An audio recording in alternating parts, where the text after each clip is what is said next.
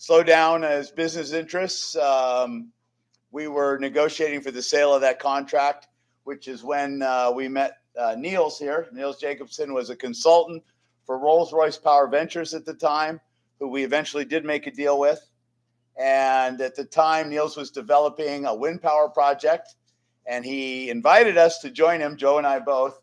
And much to my regret, I did not invest in his venture, which has now turned into a huge wind farm project in the Philippines. He'll explain to you the opportunity that's coming up. But Niels is from Denmark. At the time, Denmark was the only real manufacturer of reliable wind power equipment, and it's still a premier leader. So he used his connections with home, and he developed in the Philippines a very large and very successful wind power project. That project now, it's an opportunity.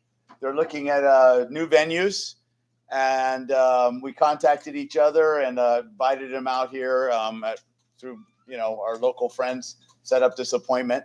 And so that's our background together, which I'm always happy to answer any questions at any time. But I'm going to turn the floor over now to Niels. Do you want the? No, you're good. Okay, Okay. I'm from the Philippines, and it's good you can speak loud because it's a very noisy country. Yes. Anyway, yes. You need to use this. Okay. Yeah, well, we are recording. Try. Okay, just push it. There you go. Is it better? Okay. Thank you, But, ma'am. Sorry. I will anyway try to speak loud, and if you want to question along as we go, please feel free, and let's make it informal, just an introductory meeting where I can explain a little bit. Okay, so my name is Niels Jacobsen. I'm Danish, and as mentioned by John, Denmark is probably the capital of wind power still today. It's still where Vestas is coming from. It's still where Siemens turbines are coming from. And previously, when it was developed, there was an Igmicon turbine, there was a Bonus turbine, and it was all out of Denmark. Now, it was supported back then by the Danish government because it was expensive. I believe everybody knows that new technology starts out expensive and becomes competitive. As a matter of fact, I just looked at the levelized cost, and solar is at levelized cost $34. Wind is at 36, coal-fired is at 106, nuclear is at 136. So there has been a tremendous development, and I'm proud to say that it's probably the Danish Prime Minister that time who really wanted it to happen.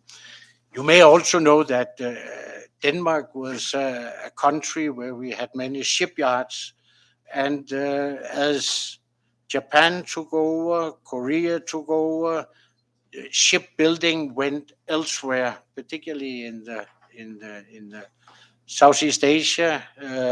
So it was very opportune that all those workers involved in shipbuilding started to become involved in turbine manufacturing, and that has made a seamless transition in the Danish economy because of that. So I'm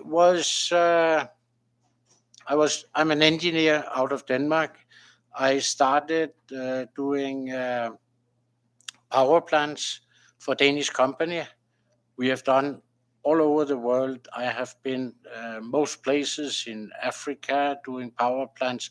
Macau, diesel power plants, let me be quick to say, because Denmark was also where MAN BMW came from. So we were also building very large diesel engines, but that has also, it's mostly out of Japan or again, Korea and other Spain, many other countries. So I was involved in I don't know if anybody have seen, there is a two-stroke power plant in Guam. I think our company did that. I was not involved in that. I was doing a power plant in Macau. At that time was like 260 megawatt. So the diesel engines are huge, very big. The rotor itself is like 14 meter in diameter for these two-stroke engines. You may also know that in early 90, the Philippines went into a very dark age where there was brownouts constantly every day, and the Philippine market opened up for privatization or participation by private by giving out contracts. The idea was initially uh, off the shelf with gas turbines, and then diesel engine as the intermediate solution to get power restored. This was during Ramos, President Ramos. Then he was very bright. And then the long-term solution back then was big coal-fired and gas-fired thermal. And at the same time, the Philippines has a good resource in geothermal and also in hydro. Now, my company was engaged or became engaged in supplying diesel power plants to the Philippines.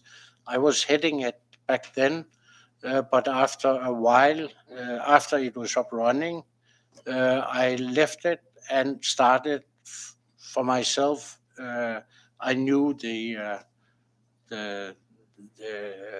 power market in the Philippines, and I felt that it was due time to start for myself. And that's where I also met with John Jones, because I was in-house consultant for Rolls-Royce Power Ventures back then. But like any kind of projects, when you are like an owner's representative or a construction manager or that kind of thing, when you are the most busy, that's also when you have to look for the next job. And there are not so many jobs. So it's also stressful. So I made up my mind that I wanted to be part of the wind power business.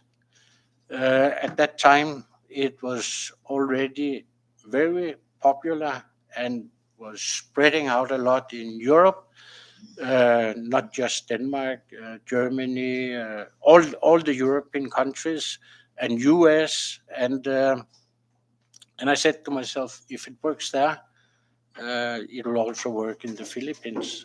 So I started off in 2000 when I started to do some assessments in the Philippines and found out, yeah, it's going to work. I was then deeply involved with the turbine manufacturers back then, and at a certain time, since I had done many power plants in Africa, in third world countries, and they were usually supported by the Danish government through DANIDA, that's the Danish Development Aid system in Denmark, where we have committed to provide a certain percentage of the GDP to development. So I also knew a little about that. So to make it short, I contacted them. We were able to get a very positive response from the Danish government, the Minister of Foreign Affairs, and also from the Philippine Department of Energy. They were also extremely supportive, and I was just alone together with a local partner, Chito Dumlao, a Filipino lawyer. So he was not involved in the development, but he knew. He was from Ilocos Norte, where we found a good spot to put it up. And by the way, it was the governor there was Bong Bong Marcos, who is now the president. So I got to know him at that time, because you need also the government's endorsement to do a big infrastructure project. And in 2005, we were up running with Northwind Power, and it became very successful. In 2011, a company called Ayala. I don't know if anybody have heard the name Ayala. They're very big. I mean, just name it: Bank of Philippine Island, Globe, Manila Water, and they own most of all the land and development and everything. But they started up with their power business, because as everybody else in the Philippines, everybody wants to be involved in power. So they also started up in power in 2011, and the first investment was in our plant, Northwind Power. And it went on. They are extremely good. I'm very happy to have been working with them. In 2016, though, I had personal problem. My wife got very ill, and I kind of semi-retired, but still sitting in the board and helping them out, but not in the day-to-day operation. I'm still visiting, and I'm going there, helping them, and so on and so forth. And just to give you an idea, the size they are growing with, they started in 2011, and in 2016, that was when I sold off the majority of what I had. And they initially started with us 50 megawatt.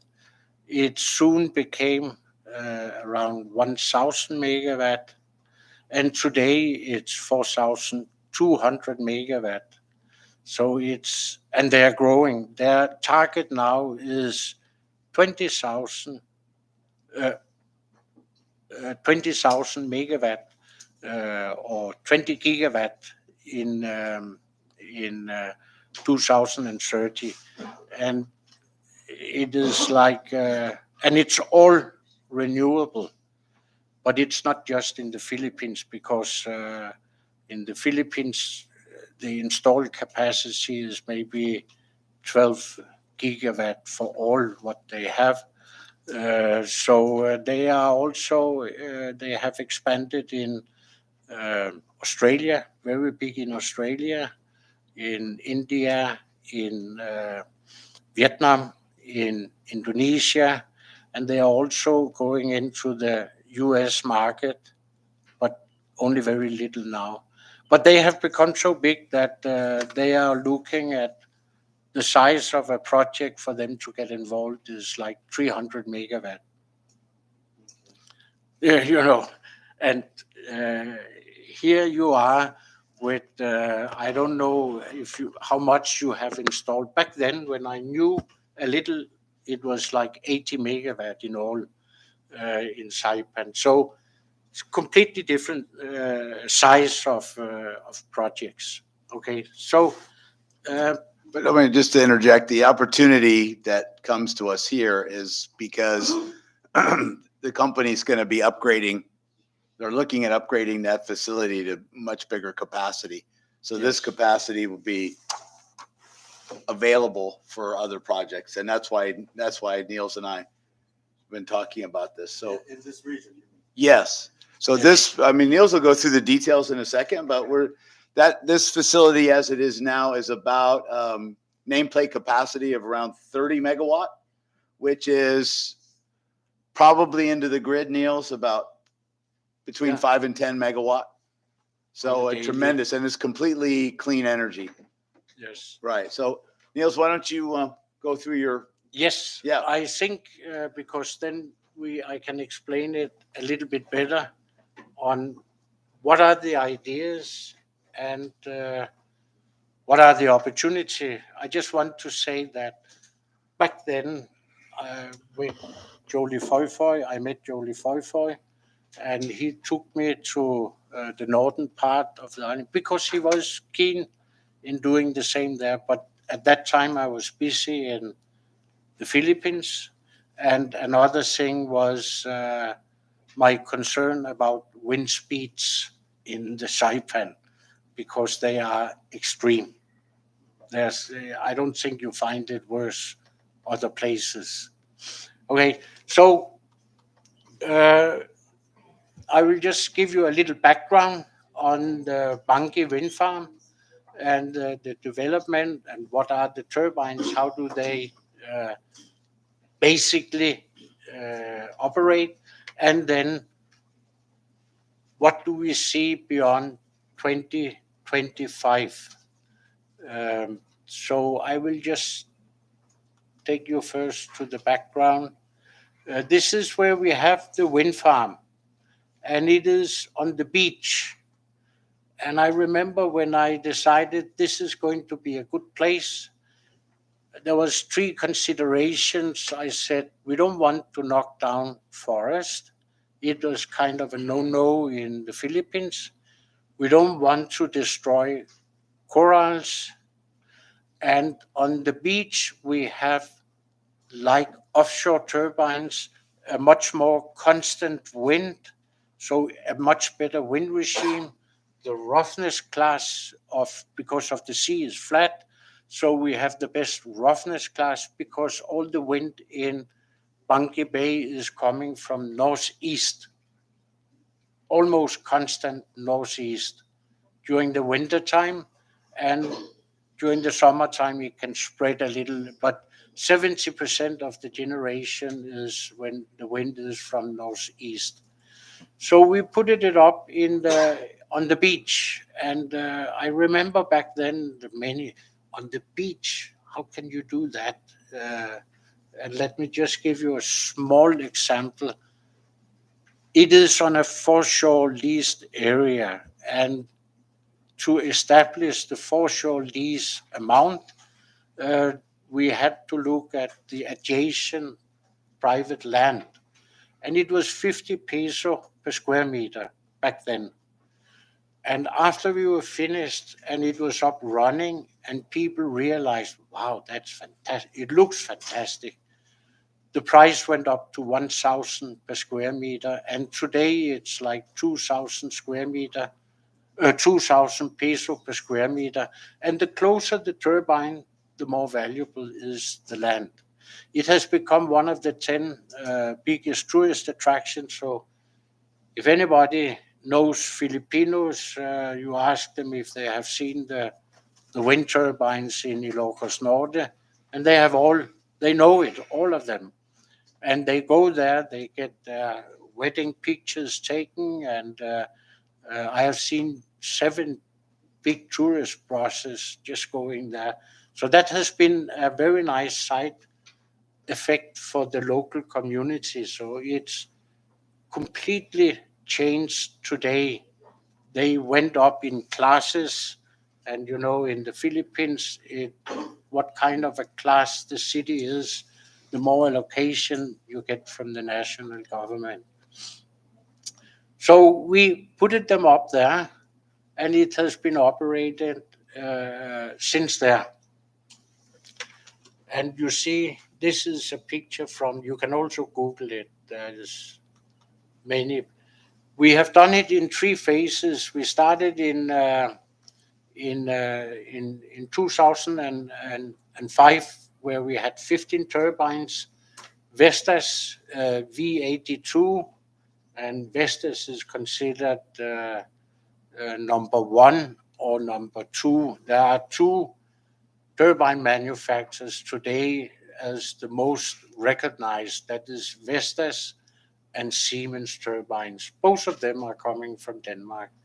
In phase 2, we added another 5 turbines to fill up the site, and then in 2014, after the whole market was changed because of a renewable law that was enacted in 2008, but only became fully effective in 2014, where you have a fixed price per kilowatt hour, priority dispatch, and so you know pretty well where you are in such a project.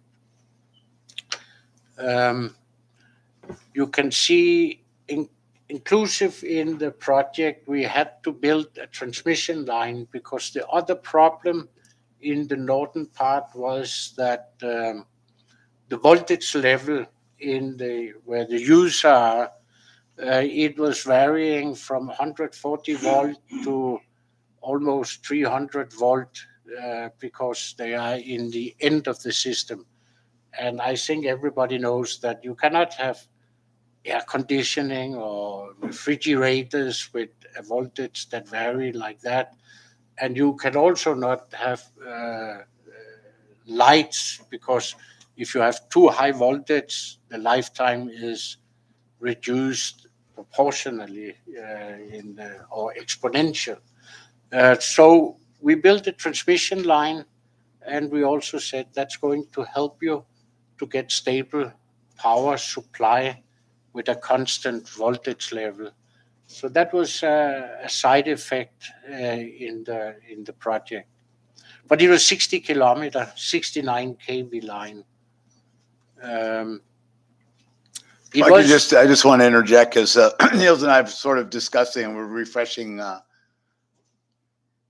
our relationship. And on the way, we're just discussing a transmission line for Marpy, and which in Niels' vision, our group would install the line, and we're looking at underground cable. So if CUC, for example, if we could figure out how to just do the trenching, and then we could actually provide underground transmission cable, so we can eliminate any issues with the view or with all I know there's been some controversy over that. So I just wanted to throw that in there now that this totally, we're really a green project. Even the view is going to be green because we're not going to affect it at all. Yes, sir. So I'm pretty sure that everybody here already understands that, our power plant is ancient, right? And if I'm not mistaken, Mr. Younger, that even the transmission, distribution centers are also old and dilapidated, correct? Well, the overhead is in pretty good shape. It's the power plant relays that are not in the best condition. Right, like Kalankiza and all those other places, right? They're pretty old, or? No, actually, the substation is in fairly good shape. The relays I'm talking about are in the main power plant. The controls inside the main power plant. But that's specific to those generators. Yeah. Specific to those generators. Yeah. But the interface, they would probably end up putting a new substation to tie into the overhead grid eventually. Because you go from underground, you got to come up. Right? You're going to come up at a substation. But it's jumping a little bit. Yes, you are correct. The idea, the way I see it, being a power engineer, is that we are not going to connect to here and there to overhead lines. It's going to be very complex, and it's not going to work well, I think. You have a distribution system, you have the generation power plant. We are going to bring in the power supplement as a supplement to the power plant. They're going to run together, and we will just connect where you distribute all the power from our underground cable. Yes, sir. So because one of the, it's not, I mean, everybody knows that, solar and wind are, they're power producing resources, natural resources, but they're intermittent. Yes. They're not very reliable, right? They're very reliable, but they're intermittent. Right. They can produce power. But Yeah. You don't know, right? It's So the question is, so it's the storing of that energy is Yeah. the problem. I, if I may, but it's like jumping a little bit. Oh, You are Are we going to correct. get there? Okay. Yeah, If we're going to get but there. you are correct that the whole idea is that you have a very small grid, and that's why you cannot have 100% wind, or it has to run together with something else. But every kilowatt hour produced by the wind is going to be at that price and not necessarily at the diesel price. Now, when you I know you have done studies. I have seen DNV studies in integrating solar. I know that you have wanted to integrate solar and wind for God knows long time. I think it was 2008. There were already RPS enacted, but nothing happens. And this is where we might be able to help you out. Um, but the intermittent operation of the wind farm, we can't do much about that. We can generate as the wind blow, and that's it. And that can give you substantial saving. What we can, and what I also envision is, in order to maximize it, we probably have to have battery storage to even it out, but you would still have to have 1 or 2 units operating to respond to the consumption that varies over the day. There will still be an interaction. But let me just go back to this one. We were the first commercial wind farm in the Philippines, and actually in the whole of Southeast Asia. Um, and As I mentioned, in 2008, there was a renewable law enacted with a fit-in tariff, and that's a fixed rate for 20 years. A fixed rate for 20 years, so that that was to encourage other developers to implement wind, because everybody else was like, yeah, but are you sure? And it varies and whatever. So the fit-in tariff was instrumental in the Philippines installing God knows how much wind now, and solar, because solar is intermittent, exactly the same. Actually, a little bit worse because they vary much more, while wind turbines, it's not like you have one big unit of 30 megawatt and all of a sudden there's a problem with the relay and you lose 30 megawatt and the whole system drops. What we experience is in the Philippines at Christmas, when the wind is extremely high, there might be 1 or 2 turbines that drop out because there are limitations. But it's not all of them. It's 1 or 2. They are coming back, and some other may be the one that are what we call a 10 minutes average wind speed that must exceed a certain wind speed per hour. And there is a 1 minute average wind speed, and there is a 1 second uh, average wind speed that we are measuring and that controls the whole thing. So we are under the fit in the Philippines, and we have now almost 20 years since 2005 been operating, and it's very robust. And I have put in here, this is a must dispatch. For anything or for anybody to go into something like this, you would of course want to have priority, and I believe you would also want to prioritize it because it's at a lower rate. Um, and I'm putting down there that the wind farm is soon to exit the fit-in tariff, And it's just not something you can renew or whatever.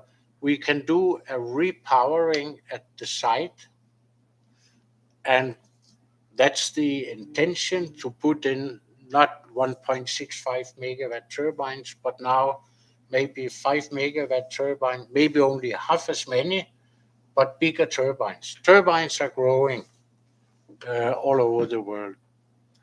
So I will just quickly go through what it entails. It's quite substantial with the foundation, piling. The transportation is also not that simple. Everybody can imagine, particularly as the turbine size is growing. Now you have blades that are with a diameter of 160 meter. You cannot just drive around with them as you want. The towers and the nacelle is extremely heavy, 200 tons or thereabout. But here you see when we were putting them up at the wind farm at Bangkok Bay, and I have just included also when we went to Siemens turbines. This was 3 megawatt turbine.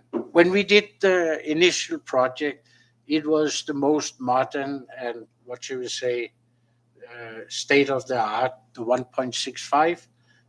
But as I say, turbines are growing.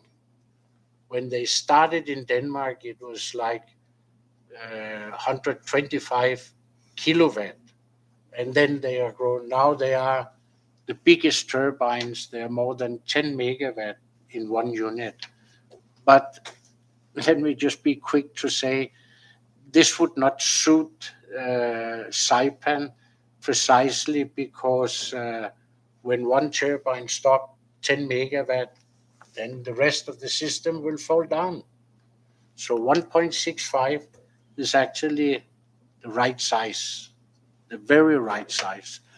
The 3 megawatt turbines, you can see it's a massive, when you put them up, you can see the nacelle with people standing below and just to erect it. It's not that simple. In our project up there, we are generating at 600 volt. That's the generator. And then inside the tower is a step-up transformer that takes it to 13.8. And 13.8 must ring a bell to you because that's also your system. Your distribution system is 13.8. So already at that time, there was a reason that we selected 13.8 just in case, because it's also being used many places in US, and it's a good level. And then we step it up to 69 kV because we have 60 kilometer or 52 kilometer to be exact of the 69 kV line, where we injected in the big substation in Laoag, the biggest city in the northern part of the Philippines. Just to give you an idea what is inside a turbine, well, there is the rotor that captures the wind. We then increase the speed so that the generator size is not so big because they are running at a very slow speed, like 14 RPM, the turbine itself. So we step it up, and then that's the gearbox, and then we have a generator, and then there are controls and everything, and God knows, I will not bother all these things with you. But it's fairly simple, actually. So this is inside the blade, inside the turbine, and on top of the nacelle, you can see gearbox. And this is the Siemens turbine. This one is substantially different. When we implemented the phase 1 and phase 2, everything was fantastic, but we did have problems also. And I will not put it under the carpet that we had many gearboxes that failed. And just imagine replacing a gearbox up 70 meters in the air required cranes. We had many generators that failed, and we simply had to actually we found, because we have resolved the issue with a specific gearbox type and we have changed them to Winzy gearboxes, they are lasting 10 times better than the initial.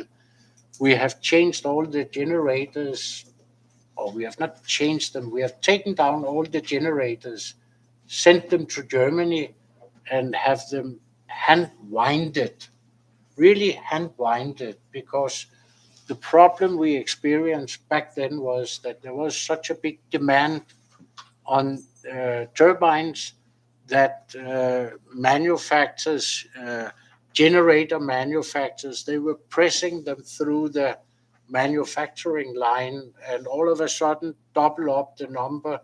So they had to increase the speed of which they could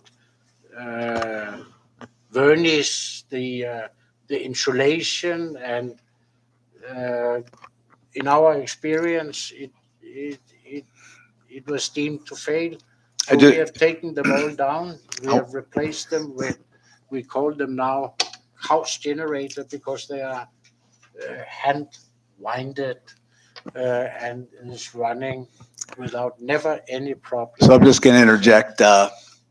We love these details. I'm sorry, Yeah. maybe a little too technical, but the upshot of all that is because of all the early issues and development issues. Now we have a completely reliable product that's been field tested over many years. So all the initial bugs and things that did occur, the gearbox failures and the generator failures, have all been addressed.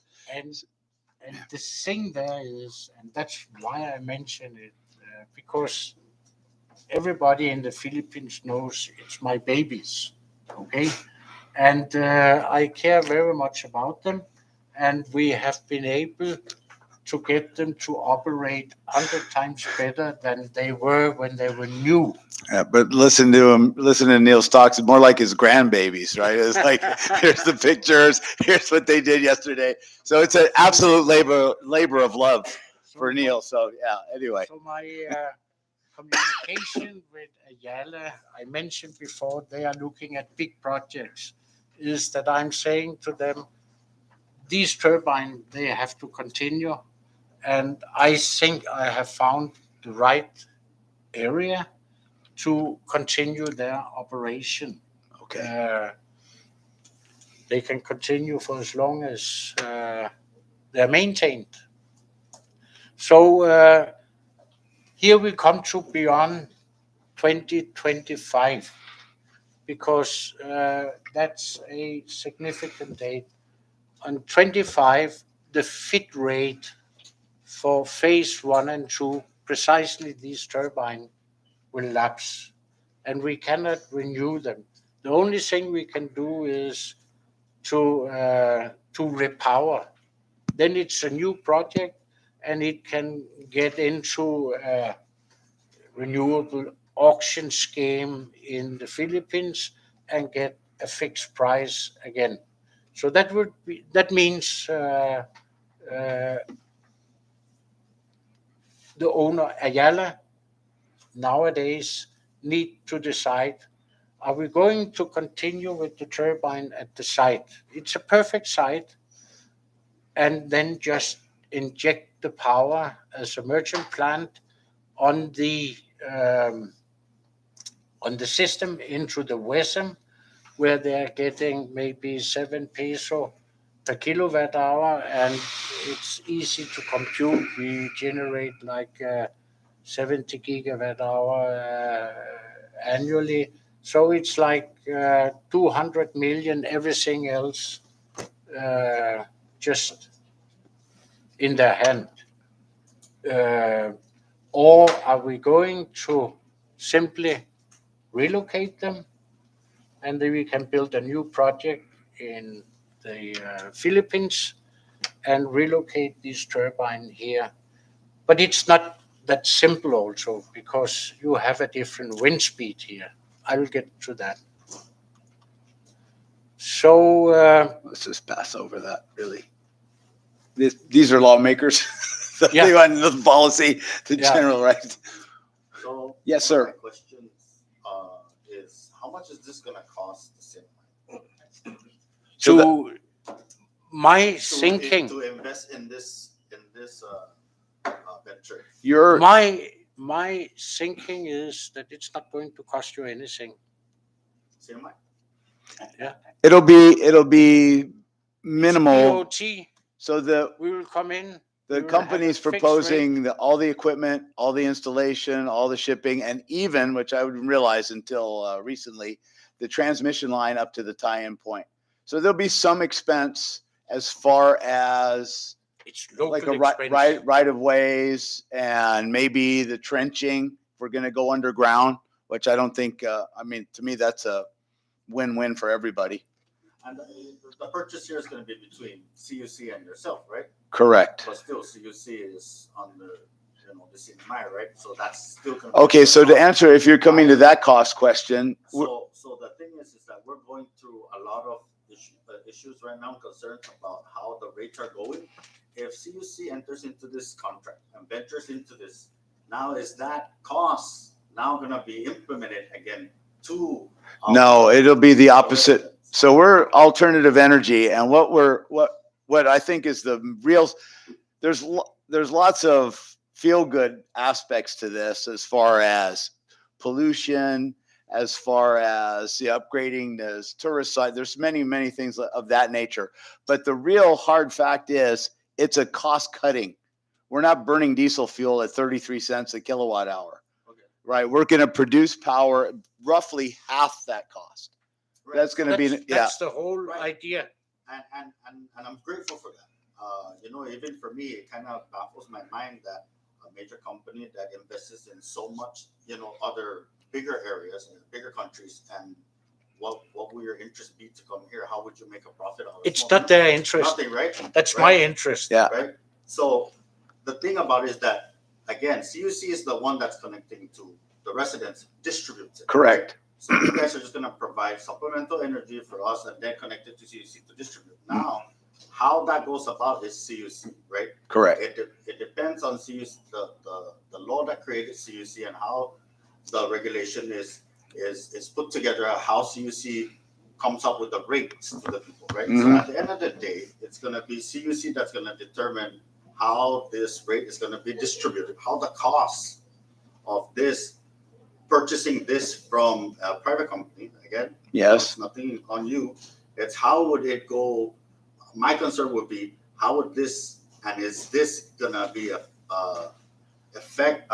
Is it gonna affect the residents, the people's rates right now? It should reduce it. May I? Without a reduction in rate, I don't see any benefit to CUC whatsoever. If we enter into, if this construction starts today, when would the residents or the cinema realize this? How long would it take, Neil? So say if Well, it was permitted will, today. It will. When it's built, it's going to be maybe 24 2 months? year all in all. Is this- 2 year all in all. But I have included for you just to read it. You can take it, or you can scrap it, or whatever. But it's just to be very open about it. Yes. I see a possibility, and you are correct. It's not this big Ayala company, although they will be part of it. It's because I want to see them benefit somewhere else. And I see Saipan as a very opportune place. And the whole idea is, I have looked at your rates. Yes, you have rates for private, industrial, and so on and so forth, and they are a little bit different from, but common for all of them is your fuel surcharge. And I have looked at it, and I think we can get away by almost making it half your fuel surcharge. So if the CUC see this as a help and not, if they see it as, oh, we are going to earn a lot of money here, then it's not going to push through. It, to me, a project like this can push through if the savings in the fuel cost, it's just saved. It's almost half. You know, I mean, like I said, I'm very grateful. I'm just trying to wrap my head Yes. Yeah, around no, it that's But- fine. as to why is it that a major company is coming in here and investing. And again, it's for other opportunities, which is We will make money, but it's a mutual benefit arrangement. We're not going to make money at the expense of Yeah. ratepayers here. It's going to be a Why benefit. Why would a private? Why would I go I'm not into trying it? to say that you guys are trying to get money from us. No, How no. is it going to affect the rest? Yeah, of no, the I got it. citizens Yeah, I got it. in mind? Yes. Well, But it's a actually, fair we're only question talking either way. about Cyprus, right? Yes. Yes. Yes. And Yes. remember that the city might consist of, chain of other islands. Right? Mm. Now, if this is successful here, are you guys also thinking about venturing into Tinian Rhoda, even maybe? They're so small. Right? It just. But what They're about? so small. So Straight to your point. Yes, the interest is that I think we can make a viable project with half the rate from the wind, and then it makes sense to me. Honestly speaking, I mentioned that I was kind of stepping out. I'm still in the board. I'm still Yeah, okay. active, Sir, you, but it's really it's not because I cannot survive. yes, sir. Go ahead. I Go ahead. I can. I know. I All have right, mine. Let's get this question. He's been trying to ask us a question. No, this is our Not at first, all. we haven't started at all. We started here. This is our very, very first meeting. It was an introductory. He's only here for a couple of days, so we wanted it. This is just to show your plans and everything. Yes, that's right. Yeah.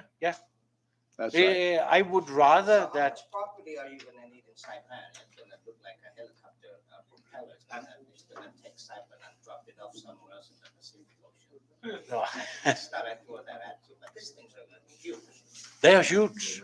Yes, So I are these have- public I- lands or even private I lands, like I private have land? illustrated, and frankly speaking, I have read a little about Saipan. I know Saipan. I have been here a couple of times.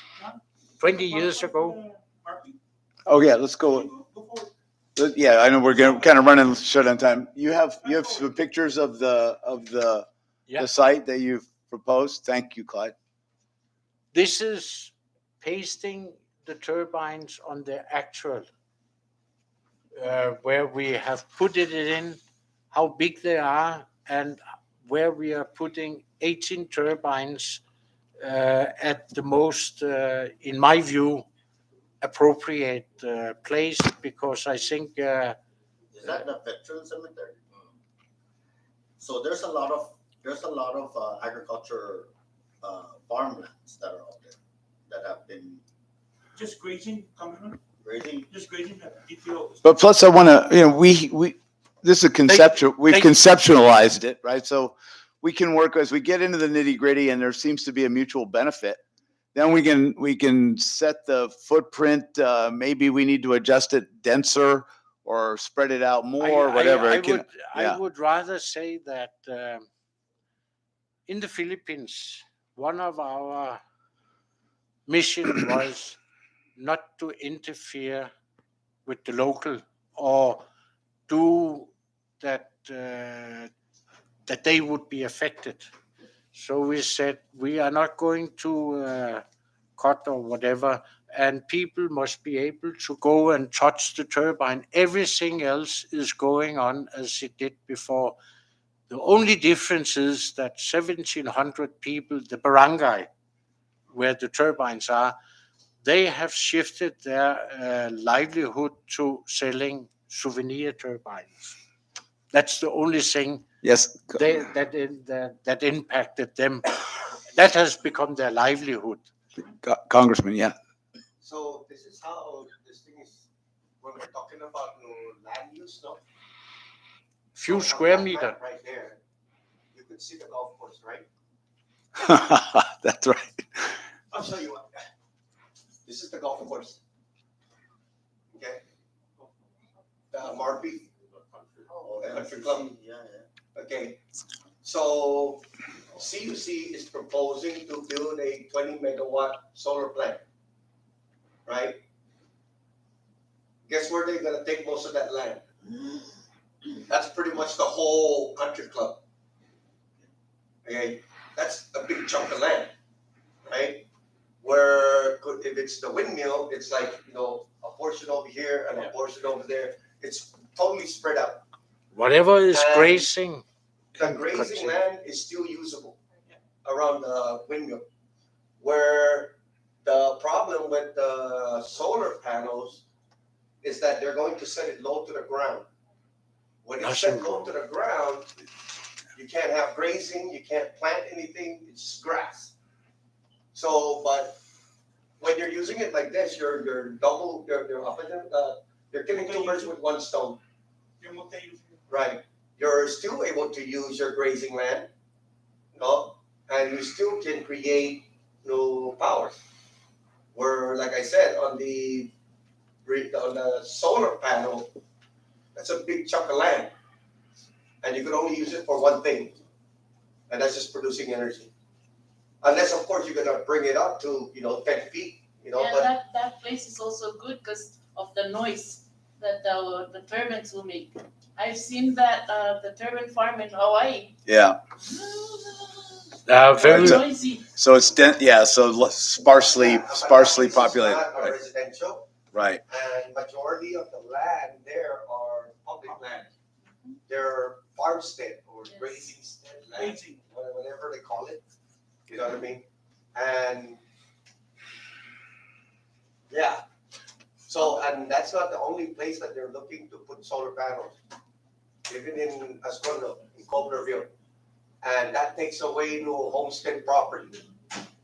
So the purpose of the integration of both renewable energy is to reduce the consumption and the maintenance cost, and the operational cost of a regular diesel engine generator. Because every engine, and we have like over 10 generators, right? Each one of them consume diesel engine fuel, right? They consume oil, air filter, just anything. It costs a lot to run a diesel engine. So the purpose of this technology is to reduce the expenses on running these conventional power plants. So how do we drop rates? By eliminating those expenses. Not totally eliminating it, but reducing it. That in turn saves every consumer money. At the end of the day, it's all about trying to save. And the best way to save is not to use. So the less you use of whatever, the more you save in the long run. And I understand these systems, because they don't require, an extensive amount of maintenance and downtime compared to, the old generators that we have. They don't make the parts anymore. So when a part breaks, they have to custom make it. And it costs more to custom make it than just grabbing it off the shelf and, replacing it. That's the reason why CUC is always getting killed with all of these repair parts. You know what I mean? Because it's not readily available. It's a lot more expensive. Okay, so how much would this contract cost us? There'll be a take or pay. So just No, I based mean, on, like for CUC to purchase this stuff from if you're gonna buy it, from Northwood. Are you to They're not gonna sell the product yet. So what they're going to do is build it, right? on the agreement that CUC will buy the power that they generate at 17 cents. That's an example. Yes. So CUC would buy for 17 cents, and then, CUC would probably tack on another 2 cents, right, to that for the maintenance and for the distribution and the transmission and whatnot. Can I go ahead and give like Oh, wait, a, one more thing, choose to add on the WAC. Wait, future. That's exactly my point, Mr. Luis. It's not, nothing I. No, go ahead. That's all right. It's how, it's like, you guys are bringing in solutions, but then we're at CUC's current state right now, how it's put together. That's the problem where I see that we need to actually fix. Now, CUC can then turn around, and I'm not singling out anybody in CUC, it's just how it's put together, and then turn around and say, this is how we're gonna put our rate together.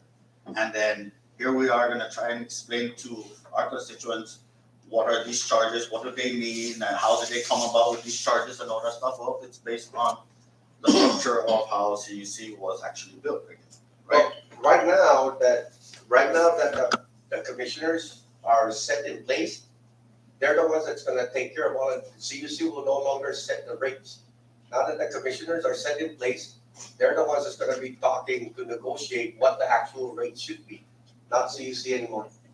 Also, we're gonna have a board. These guys would have to go through the commissioners in order for them to make, so the commissioners are gonna make sure that this company are being reasonable with their fee?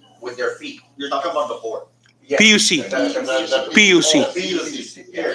The big board.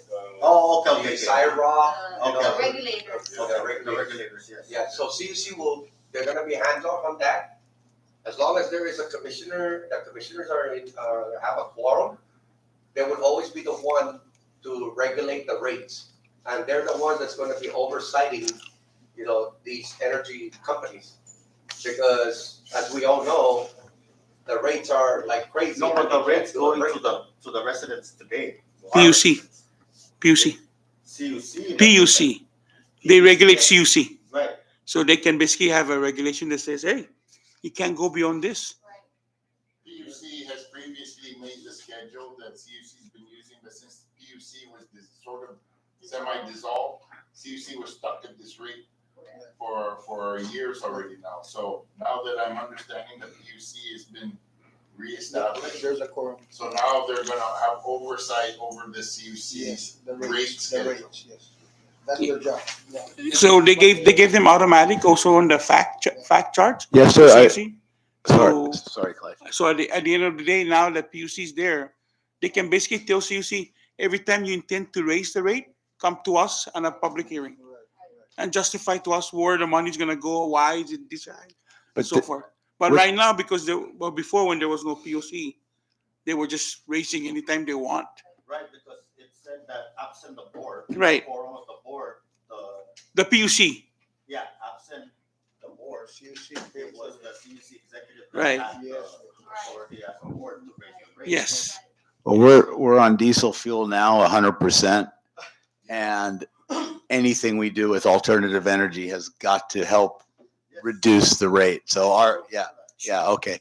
Sir, did you have a question? Yes, I have, and for me personally, I welcome any renewable energy. But my first question is there a feasibility study on this north side of the? I'm just hoping that because strategically it's good that we put it there because majority of the land mass there is public lands. But I'm hoping that you didn't just decide that because it's public lands. Are there winds there suffice for this turbine? So when Niels, allow me because he when he was here 20 years ago and started talking to me about wind, and I was like, I don't know what the wind data is, and he found the source of the airport. There's a lot of data on wind speeds and history on a constant basis, and he did an informal evaluation at that time and since then, and it's always showed up that the winds in that area would Consistent. sustain this. Now, whether that's been formalized in a full report, I don't think we have, but he's got a lot of data here to support it. Well, Yes. I'm kind of worried, or more, not really worried, but concerned that we are not just putting our efforts on this area because of public lands. It's not a pig in a poke. Because Yeah, it was we need winds to Yeah. make this work. That's right. It's not about the Go landmass, ahead. it's the winds. Let me be a little bit. It's good you are mentioning it, and you are perfectly right. There are endless things for me to put in place from here before it can actually materialize. Yes. There are, of course, endless, be it environmental, be it structural, or whatever. So I have just looked at it because I have been in the business 20 years and is considered the father in the Philippines for the wind there. So, of course, nowadays you can actually do wind resource assessment. I have it here. Okay. What it says for 3 years, what it says for 30 years, and it is down to each square meter because it's different. So you're from saying all that of you them. have a wind study already, assessment But on. that is a study, but it's a desk job. Okay. But I have other desk job studies done in the Philippines where I have used exact same and made a correlation. Calculation. Okay. Is the real wind measurement, does they correlate with a study like this? And things like that, of course, has to be done. So Okay. I'm going to discuss further with that we probably need to put up a wind tower and do some, because we cannot just More do assessments. the project right Right. away Okay. to find out what is the wind.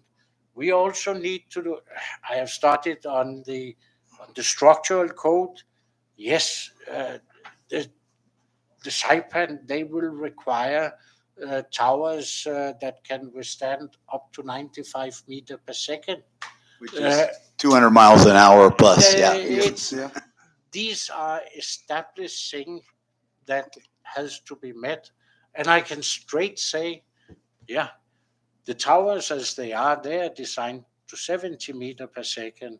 So we need new towers, complete new towers. Sure. And of course, that will be continuing with soil investigation. How does I do could we imagine. need piles, or is it rock solid, or is it, there are many things that would have to be put in place. So my trip here today is more to get a feeling. Is it something I should spend a single centavos put on, or is it dead? Right. Right. So No, so I'm.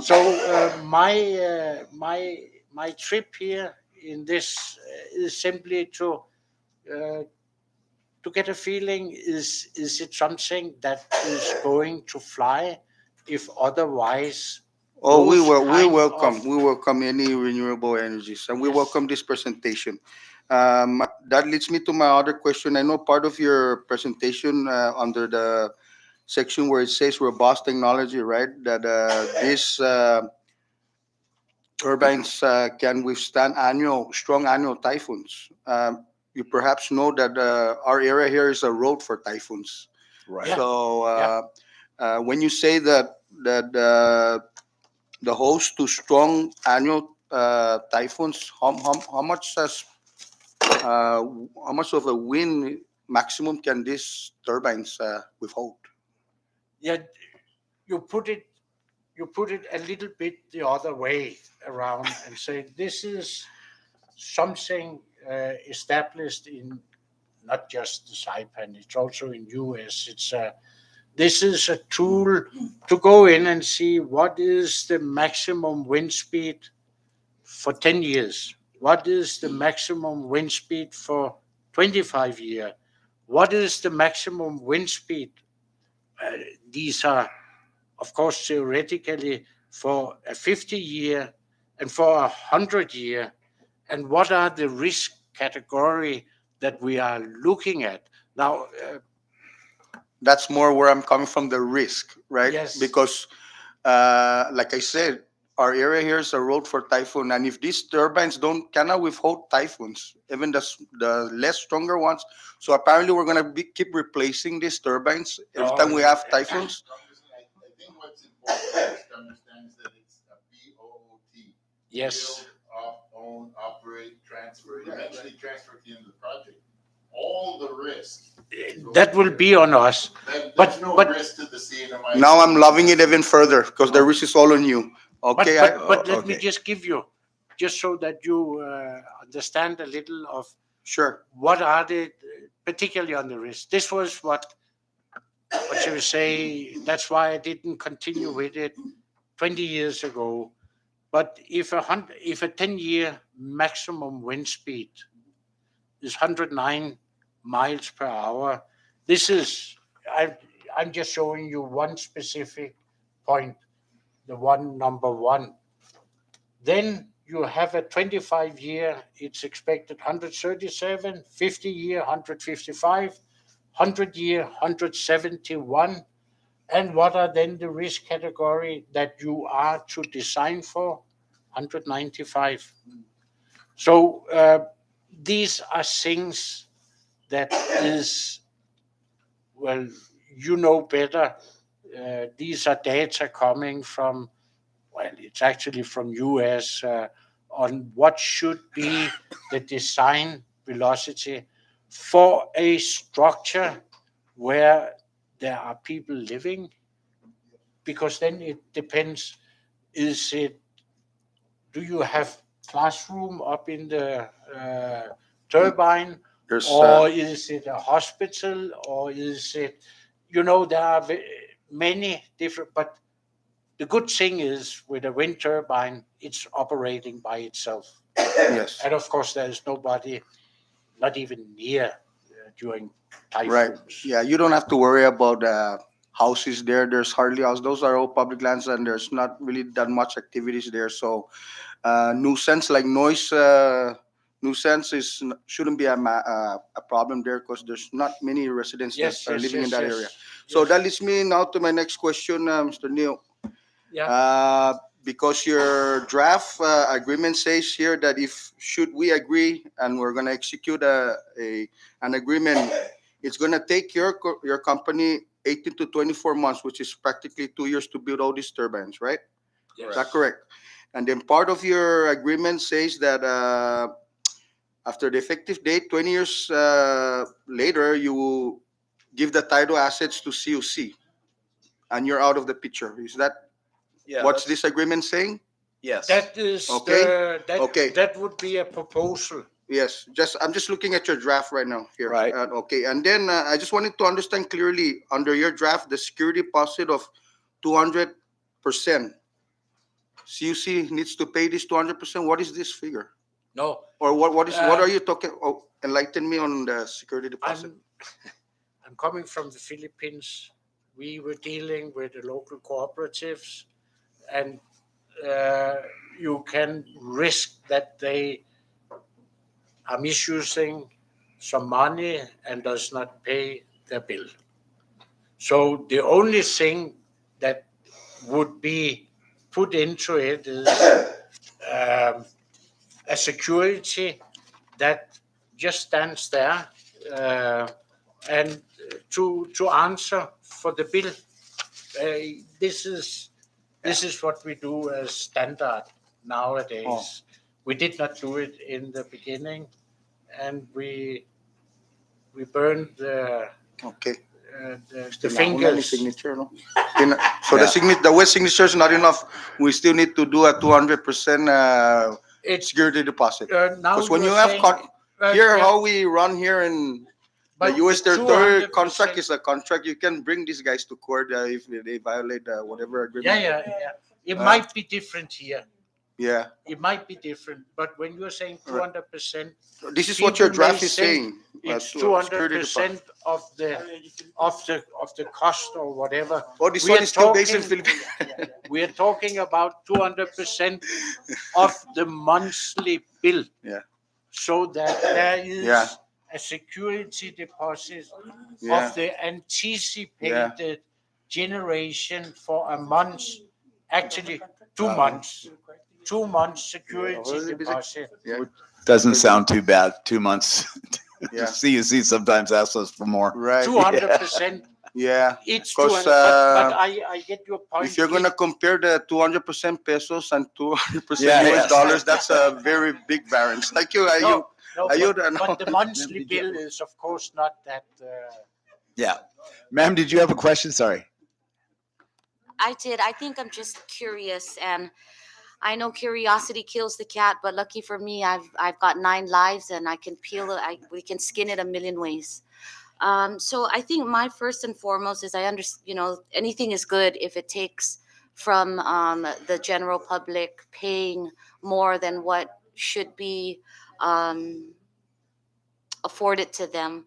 My biggest concern is, the people are all also commodities, right? We need to also ensure that people have the training to deal with these types of things.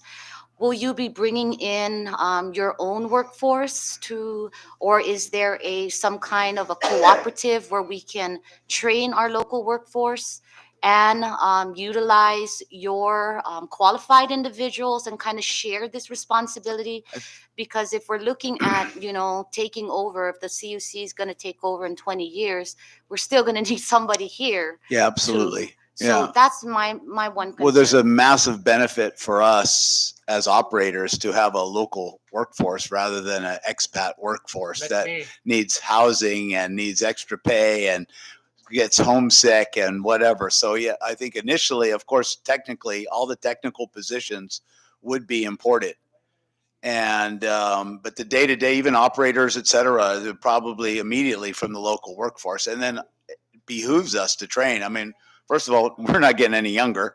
And so we're going to need people that actually have the expertise. Right. And So I think- absolutely, But to answer your question. let me just explain the reality.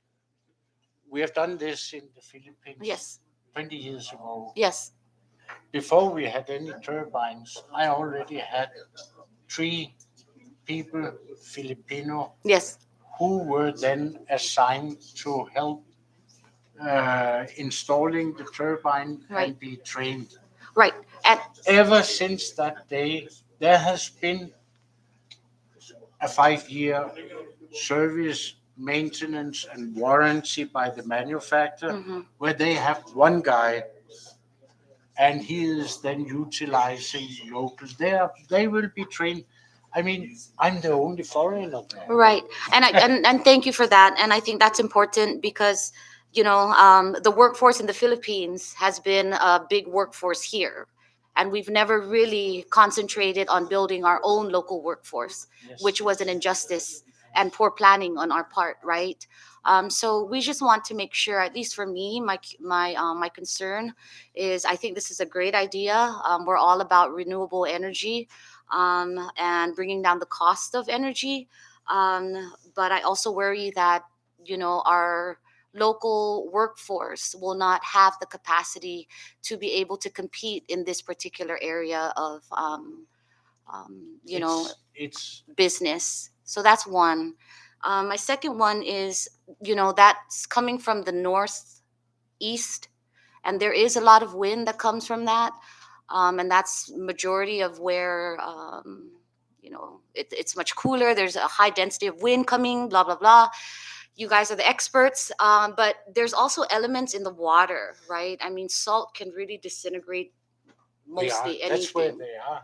Right. So as the wind is coming and it's picking up the salt from the water, what is this? Is this 100% aluminum or is it aluminum steel? What is it made of? Oh no, it's if you take it's fiberglass. The Okay, blades. okay. They're fiberglass. Okay.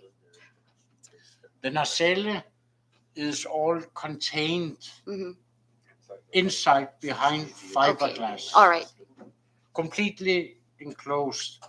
And in the tower and the nacelle, Mhm. we actually run a secondary where we call it a snorkel, where we suck air in Mhm. to a heat exchanger. Mhm. And then on the inside in the turbine, we circulate the same air. But it's not 100% tight. And of course, you will see corrosion. The only place we have had problems with that was on the door that we have changed to some stainless So it's steel. very minimal. Yeah, it's minimal. Okay. And the stairs going up to the turbine, to the chair, Mhm. which were hot dip galvanized, also did not last. But I believe that the Philippine environment, salty air, is probably even worse than Than here. here. Right. But But of course, if we are going to relocate them, and I'm going to build new tower, I'm going to do with the same specification I've done with the Mhm. Siemens turbine. Mhm. It's called a C5, okay. and that means it's a sandblasting to Mhm. mouse gray, Mhm. which is then epoxy Mhm. painted, Mhm. and it lasts well. Okay, and that was another concern It's of not that mine. it disappeared. Yeah. There can be, what you say, where I like to see them totally white. Okay. They're not always that. Yeah, and I think the reason why I asked is because there's a lot of concrete aesthetics up there, and you see it deteriorate between 1 and 2 years. The salt just eats it alive. Yeah. And as much as we don't want to see that because it's going to cost more money for you, I think it's a question that I want to ask because the end result is to bring the cost of power down. But when you're replacing, these extreme solar wind turbine devices or mechanisms or whatever it is you want to call it, right? I mean, that takes away from the purpose. Yeah. You're going to be spending too much time replacing Plus, rather than doing we'll its go end broke if we result. have to do it every 2 years. Yeah, it So doesn't yes. make sense. So But thank you it's, for that clarity. though, the sensitive parts are Inside. totally enclosed Thank you. in what you call secondary air circulation. So it's not salty inside. But thanks for the concern. Yeah. Yes, sir. What do you call it, these wind turbine generators, right? They are less maintenance costly than a regular diesel engine. And, and then if you put in solar panels, they're practically almost zero maintenance. Or you just wash the panel and leave it, these ones, because they have moving parts in them, you do have to, do maintenance, but it's not as intensive, it's not as technical, and it's not as expensive as a regular, combustion engine. The other thing too about, these equipment, windmills have been around for over 30, 40, 50 years, and they've been all out in the water, in the middle of the ocean. A perfect example is Northern Europe. Okay, Amsterdam, they're all out in the ocean. So they do have, I know that they do have what they call sacrificial anodes, where if it is a metal, they're gonna take another metal that is it corrodes quicker, so it takes it. So when they stick it together, Take corrosion to instead of the. Yeah. corroding the main structure, it would corrode this other piece of metal, and this what do you call it? Galvanic It's galvanic, and yeah, all galvanic ships are the piece of same. metal. It's cheaper in the thousands Yeah, to replacing a huge wind turbine.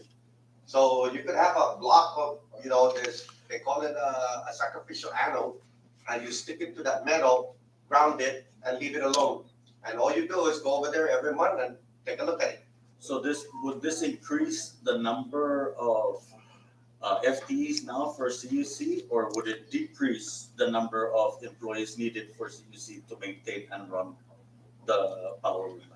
Well, that's gonna be, It would probably just balance out because then, yeah, you could probably do a slight reduction at the reciprocating units, but you're gonna need additional people over on the T and D, because now you have additional substation and Yeah, stuff there's- like that. So I- FTE-wise, it's probably just gonna be. I'm, you're gonna take. I grew up And then you're in, gonna put them in that transmission and distribution, second division. I thought we're still gonna need a power plant. You're still gonna need a power plant, But that's you don't correct. need a whole massive amount of, because it's not gonna run as intense as today.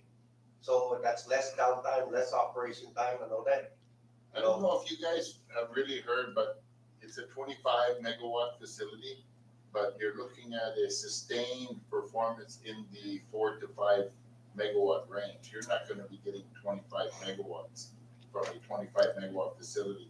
Even solar or anything, you're never gonna get that capacity. So if you're looking at probably 4 to 5 megawatts, that's probably the max you can even put through the overhead distribution system, feeder 7, which is the feeder that feeds out to that area. What's north of Espantus? Marpy. God, I had a brain fart right there. Yeah, since you live out there. Yeah, sorry, go ahead.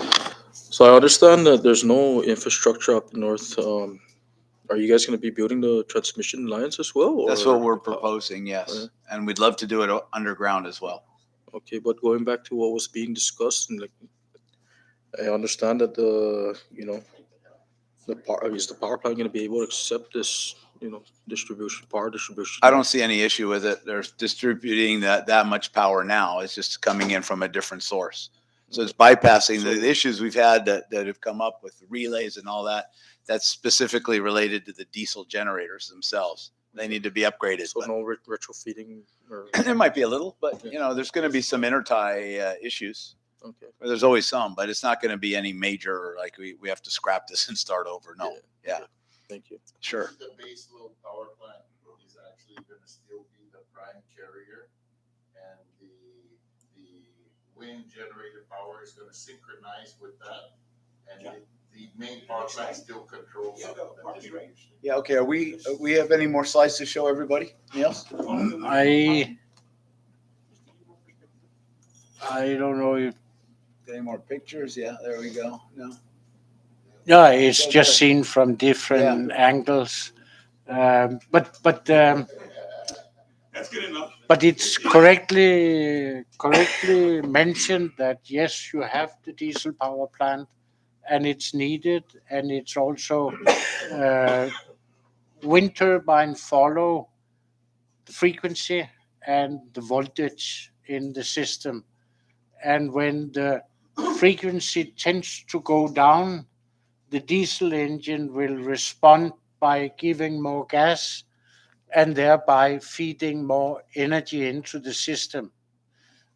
Wind turbines operate different. They generate as the wind resources there. So if then there's the wind resource increases, it will tend to increase the frequency, and the diesel engine speed group will tend to, or not tend, will reduce the gas. Right. Okay, that's how it. So it is always like this in the industry. It's the consumer who draw the power. It's you who switch on an aircon or whatever, and a diesel engine has to respond as it is now. What we are going to, or what we are proposing here is that close to half, or let me say, I believe in the range of 70 gigawatt hour could be produced by the wind farm. And if you take these 70 gigawatt hour and say on the diesel power plant. Yes, 70 gigawatt hour. How many BTU is that, or how many gallons, or whatever you compute? It's a huge amount of diesel that's going to be saved. They're not spending the diesel. It's also correctly understood. And let me just say, I grew up with diesel engine. Okay, I have my before I was became a renewable. It was diesel engines, diesel engines, diesel engines all over the world. So there will be a reduction in the spare part consumption. You would still need people to operate the diesel plant, but you will proportionally reduce the maintenance cost of the diesel plant, and you will reduce the fuel cost of the diesel plant. But otherwise, you have to have the people to operate it, to respond, and to when there's something wrong with the diesel, exactly as it is without. This one is just going to take away a lot of fuel cost. Yeah, I was pretty excited actually, because how often you get a deal that you can make money with and is total money savings to your customer.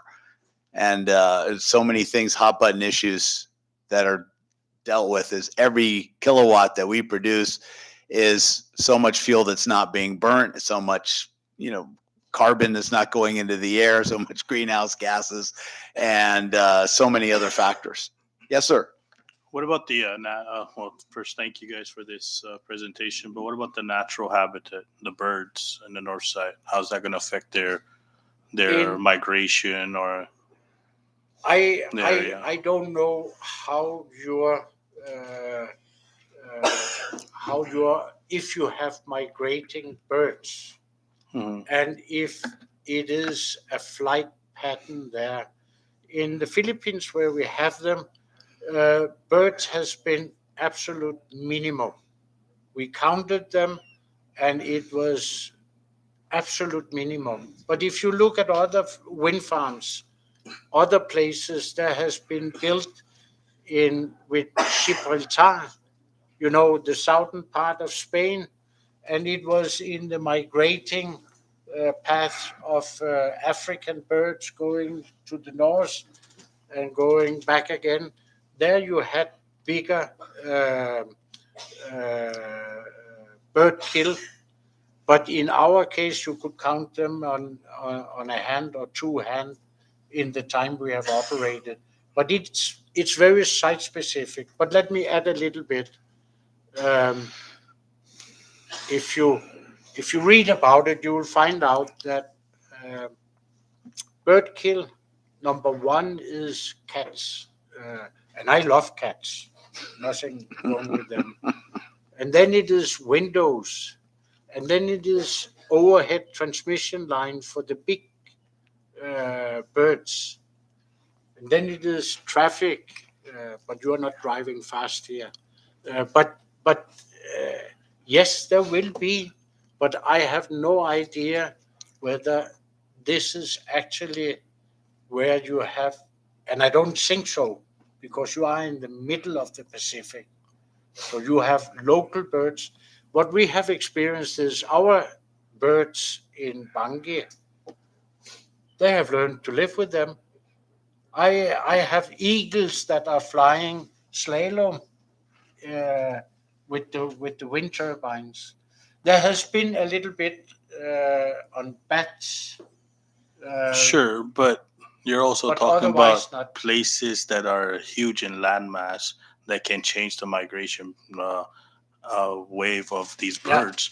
We're talking about an island, Yes. right? They're very big uh, distinctions. Even using the Philippines with all the multiple islands, they're much bigger than Saipan or Sinama.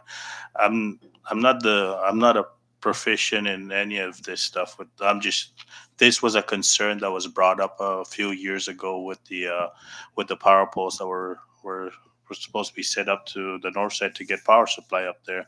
So I want to make sure at least that these concerns are addressed in this It has potential to be project addressed, in the um, future. And with a, putting 18 to 24 months, I already can say for sure that fish and wildlife is going to be a challenge. I'm sure it'll be a concern, right? There's Absolutely. going to have to be a study, and I know there's people that do that. Yeah. They assess the bird population and which are endangered or whatever. So that's a factor Sure. that's hard to predict. Okay. So but the good thing is, you are an island. The Philippines are not. But we don't have migrating birds in Bangui, but they have other places in the Philippines. sure. And migrating birds do not know it, while the local bird, they learn to live with it. Sure, That's but you birds. know, If you Bangui, take it a step further, but Bangui and Sinema there's a difference because there's a chain of islands, right? They Yes, fly from yes. island to island to island. yes. So yes. that might be. I'm just like I Yeah. said. I'm bringing this up, and it Yes. should be part of the studies for this project. And Pat had mentioned that there's the 25 potential kilowatts that it can produce. We're looking at or megawatts. No, sorry. So it's about 5 megawatts. The percentage. Probably we're looking between Oh, 5 and it's- 10 it's- megawatt. it's 5 and more. 10 megawatts. Yeah. Okay. As I see it, we would be at a capacity factor of close to 30%. Okay. And in So the if you like the installed 30 megawatt and take 30%, that would be over the year.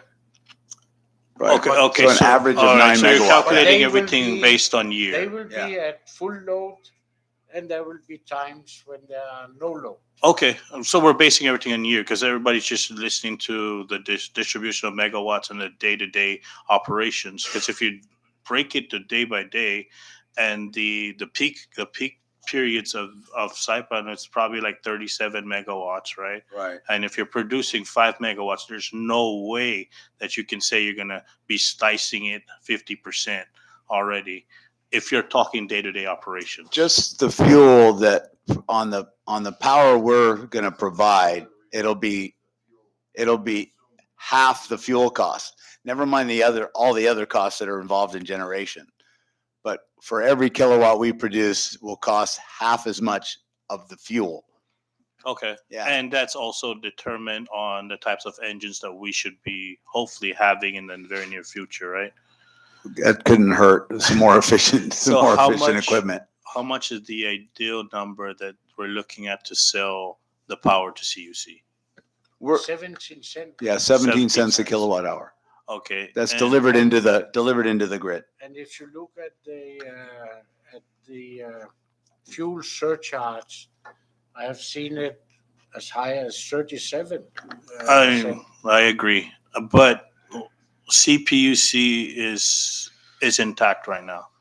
You will be a member of CPUC, so you will be paying a membership to CPUC, Okay. right? So that 17 cents is not necessarily going to be 17 cents. We might be actually looking at closer to like 20 to 25 cents, right? Possibly, depending on the we'll cost take of it. the membership. Yeah, but I'm Yeah, saying, no, right? yeah, I get it. I know what you're Because saying. the Yeah. CUC still has to pay its membership. Right. You will be a new entity that will be paying your membership. If it's solar, they're going to be an entity that's going to have to pay their membership. So we gotta take all of that into consideration when we do this proposal. And I think that if this is something that the partners are planning to propose to DPL, because you're going to lease public lands, that DPL should also incorporate the feasibility study built into the contractual agreement, so that the company doesn't have to worry about going to Fish and Wildlife, to DPW, to everybody else in the Right. for a permitting, so that they can have the permitting built into the whole contractual agreement, so we can move forward. That with would the certainly help That's- expedite the process. Yes. That's where, because you live here and you know it here. I am from the Philippines. I know it there, but not here. That's where that's where I expect something from you. But that is on the permitting, on the local, uh, like getting a right of way or things like that. That's where we can come in. We can do the foundation, we can do the underground cable, and so on and so forth. But I would not want to get involved in putting 13-kilometer cable in the road or whatever, and dealing with the landowner or whatever, or Sure. the public highway or whatever it is. So that's Well, where you come into. but this is, like I said, this is the initial presentation, right? Yes. That the company is trying to do. Well, we're trying to make sure that the package that's coming forth will have all these Yes. fixed Yes. into it, Yeah, so It that has to there's no appreciate that. challenge down the road, you know? It has to include it. Yeah. Yeah. Thank you for that input. And you That's got these great. guys, so You have a municipal structural engineer who has to approve it, and can he compute on all that? Probably not, but we would have to come with a DNV certification that's specific to putting up the turbines there and fulfilling the requirement that you have. And then it should be. Yeah, a project like this is a partnership. It's Definitely. everybody's going to have their roles to play. We know there's a lot of regulatory hurdles, and obviously we need consensus. We need everybody to want this to happen. This is a good project. So, to your point, it would be awesome if those responsibilities were shared. We can do the technical side. Somebody else does the presentation or pulls the permits. thank you. Okay, thank you. I know we've taken up way too much of everybody's time, but is there any other questions? Sure. Okay, we got a couple more. Okay, so as far as accessibility, I know somebody mentioned about the windmills in Hawaii. I know that the Hawaiian government kind of blocked off that area. Are you guys planning on blocking off these areas as well, or would it be accessible for? What was my idea in the Philippines was that the local has to live with them, and they should be able to touch, they should be able to fish as they have always fished, and pebble picking and whatever. And frankly speaking, there's no danger in fencing them in. But many people and many places, it is fenced in, and I have never understood why. It would never be a requirement for me. Everything has to go on as it has always. Congressman, We just don't the want windmills are gonna be fenced in, not the whole area. For safety purpose, we don't want people climbing up the windmill. You cannot climb it. Yeah, I know, You but cannot you do know, anything. yeah. But Yeah, so, you know, it's, this is a windmill, it's just that area. The foundation area. yeah, Pretty much practically the foundation only. Yes. Yeah. yes. For safety purpose, just like you see. To keep fences kids off there, over right? Yeah. Maui water park well, right?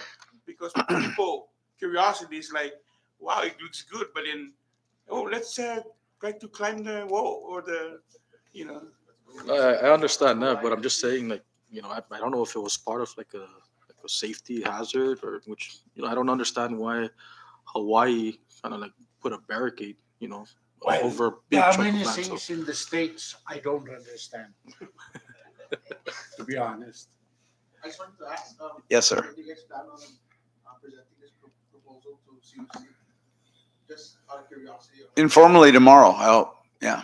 I just want to know where they stand. We can get. Yes, Well, I'm yes. sure we can communicate back. So get some word back. But as we hear positive or negative, we'd certainly let everybody know.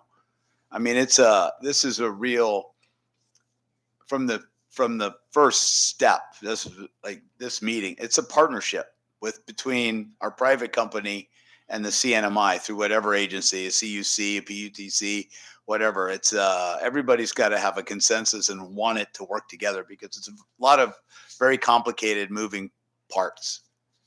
It's simply that I want to test the water also. Is it something I'm going to spend any time on? And it's very welcome. Yeah.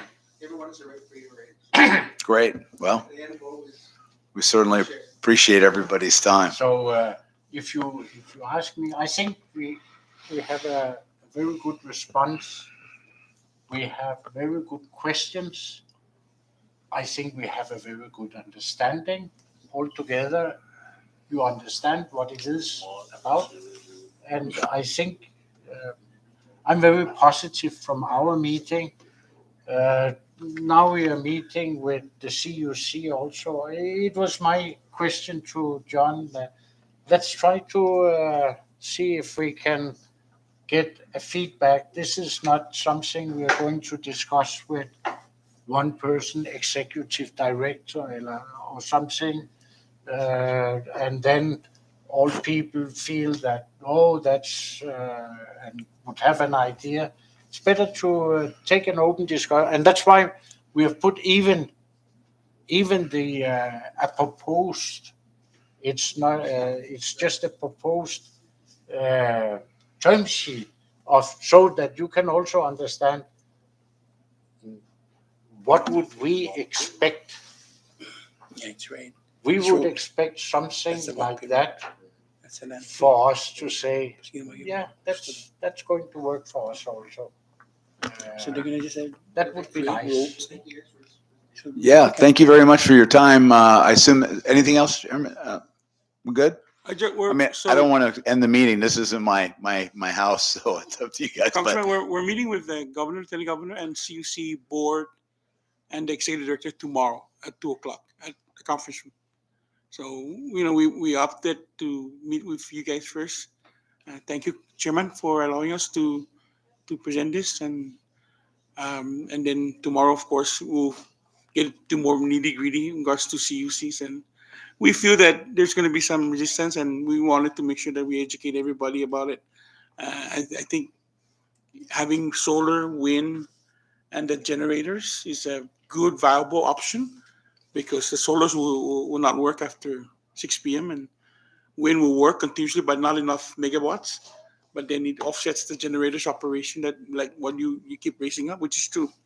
So the power plant will still be on, but not operating at the capacity that's where it is now.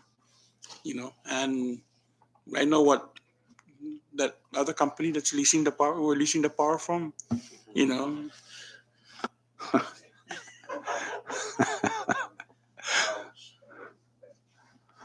once again, thank you, everybody. We really appreciate your time.